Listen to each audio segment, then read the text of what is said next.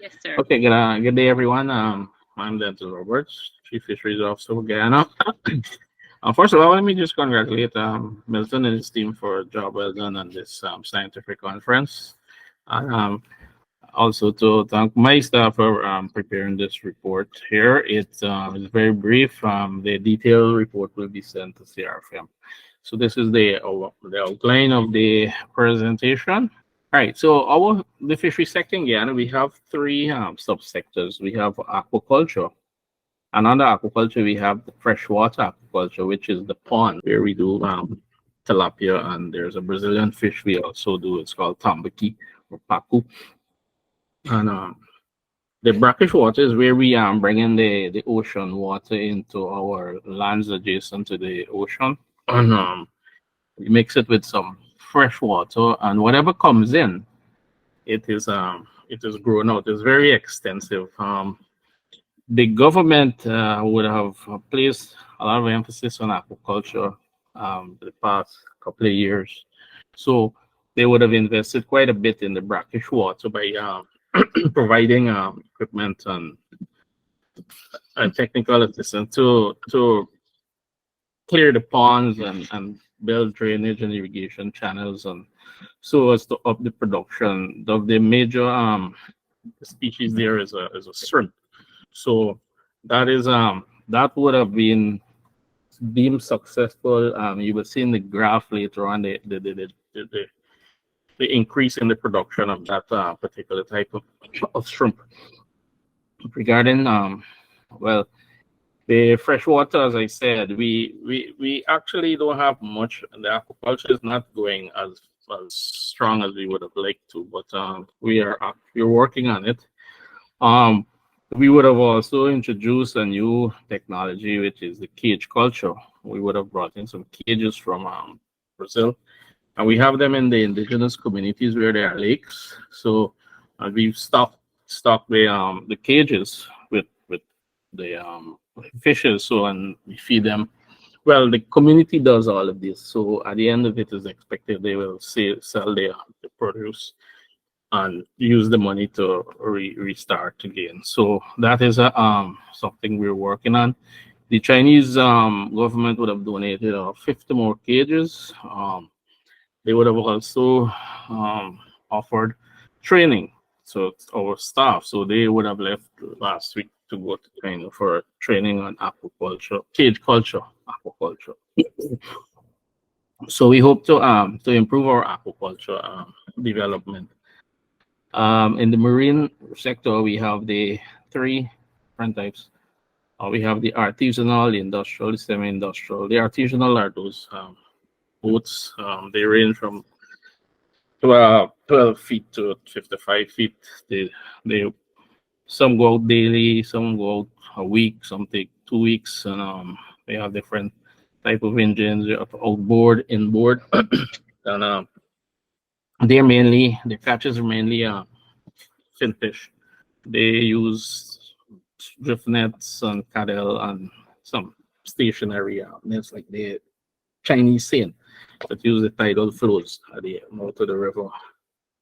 The industrial is what one of our to most managed fleet. It's a cap fleet. There can be no new entries. It is very well managed and monitored. It is they target mostly sea bob shrimp, and it it is what the only fishery that is MSC certified. We are in our fifth year now, so we'll have to reapply for the next 5 years. But so far we would have been successful. This this would have ensured our access to markets. Not necessarily the price is better, but it continued access to the markets. Um, so the that industry is well managed. As we go forward, I will let you will see some more of the measures. The semi-industrial is more or less we speak to of the red snapper fishing, which is done by two methods: the line and the traps. The traps currently we are not expanding it anymore. We're trying to avoid using more traps in terms of the regarding ghost fishing. We're trying to avoid the implications of that. So we're trying to introduce the long line. In terms of the inland fisheries, we have ornamentals, which they would when they would go and catch them and bring them out here, and we would either sell them in the local market or export. It is a very small activity. Subsistence that's in the hinterland areas, the villagers would normally catch fish for their own subsistence. So this is more or less our EEZ. We have it divided in 9 zones, and the well, I don't know if you could see the green line. That is a restricted area where only the trawl vessels could only fish within 8 to 18 fathoms. That is part of our management measure. This is how we are organized in terms of the management. We have the Minister of Agriculture who we report to, the department, and we have the Fisheries Advisory Committee, which meets monthly, but currently it's not, it's dormant. We have to reactivate, and we also have our associations, groups, cooperatives, which we tend to meet with, and we work with them to deal with fishing issues, and then we work along with other agencies in terms of research and those things. This is a part of our department. We have the legal inspectorate unit, research developments, and there's aquaculture station. That is the aquaculture station where we used to develop our aquaculture and train farmers and do some research. So as it said, we are responsible for managing, regulating, and promoting the sustainable development of the nation's fishery resources for the benefit of participants in the sector and the national economy. Yeah. And we work along with supporting agencies, the Maritime Administration, Police Force, the Maritime Branch, Coast Guard. We have the Veterinary Public Health Unit, and the Revenue Authority, Protected Areas Commission, Wildlife, Ministry of Foreign Affairs. These are all, we all interact with one another. Are you hoping soon we'll be having a working group with all of them to work on the port state measures agreement? Yeah. So someday this is just a 2-3 year production. We have the on the left industrial, and the in the middle the artisanal, and then you have the snappers. If you notice, it's more or less stable, but it is a reduction from previous years. Over the years, we used to get more catches, but it has been steadily declining. So it's we don't know. We're supposed to work on what is the causes. We know there's the climate change. We had a lot of rain last year, which caused a drop in the catches in a particular year. And this is the aquaculture production. And if you go to the next slide, you would see the steep incline in 2022. That was due to the government's intervention, and they continue to work with the aquaculture folks.